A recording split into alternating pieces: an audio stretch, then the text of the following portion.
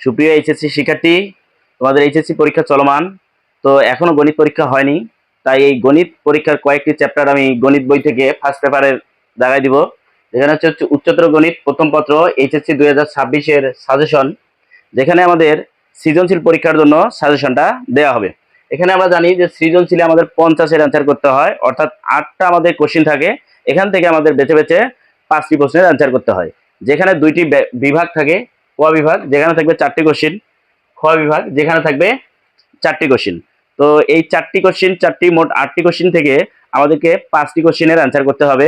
তবে প্রতিটি বিভাগ হতে আমি সর্বনিম্ন 2টি এবং সর্বোচ্চ 3টি, অর্থাৎ কমপক্ষে প্রতিটি বিভাগ হতে 2টি করে মোট 5টি প্রশ্নের অ্যান্সার করতে পারবো। অর্থাৎ কোনো বিভাগ থেকে আমি সর্বোচ্চ কয়টি?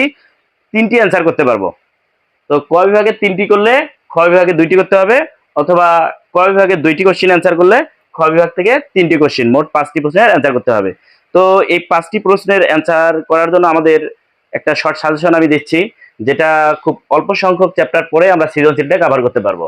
আর এমসিকিউ এর জন্য অবশ্যই আমাদেরকে সম্পূর্ণ যে 1 থেকে 10টি চ্যাপ্টার আছে, সবগুলো চ্যাপ্টারে আমাদেরকে পড়তে হবে।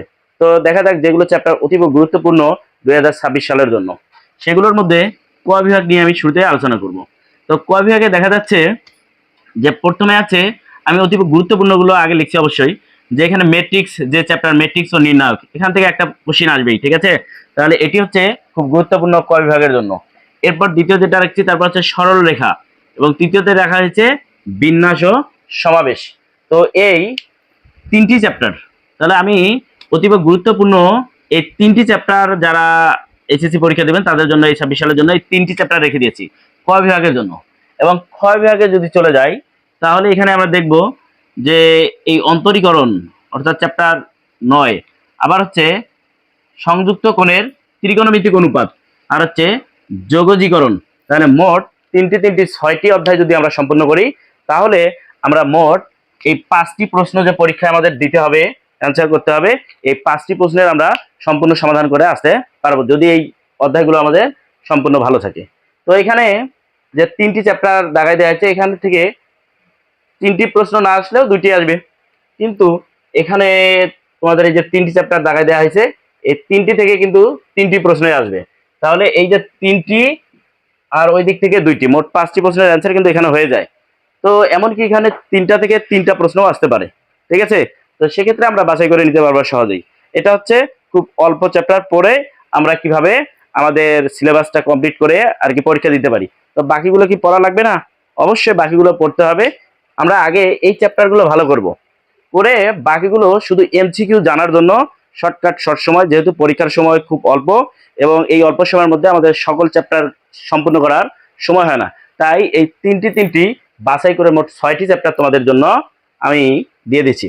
তাহলে এই 6টি যদি কেউ কমপ্লিট করতে পারো, তাহলে অবশ্যই অবশ্যই তোমরা তোমাদের সম্পূর্ণ এই 5টি যে কোশ্চিন দিতে হবে, এটা তোমরা দিয়ে আসতে পারবা।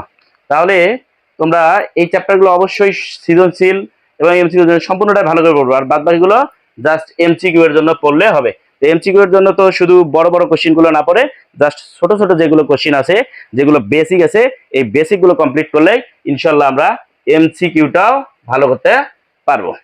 তাহলে যদি ভিডিওটা ভালো লাগে, তাহলে অবশ্যই শেয়ার করবেন, যাতে আপনাদের ছোট ভাই বোন যদি কেউ থাকে, তাহলে তারা যেন দেখে উপকৃত হতে পারে, যে খুব অল্প সময়ের মধ্যে তারা এই চ্যাপ্টারগুলো শেষ করতে পারবে ইনশাআল্লাহ। ধন্যবাদ সবাইকে।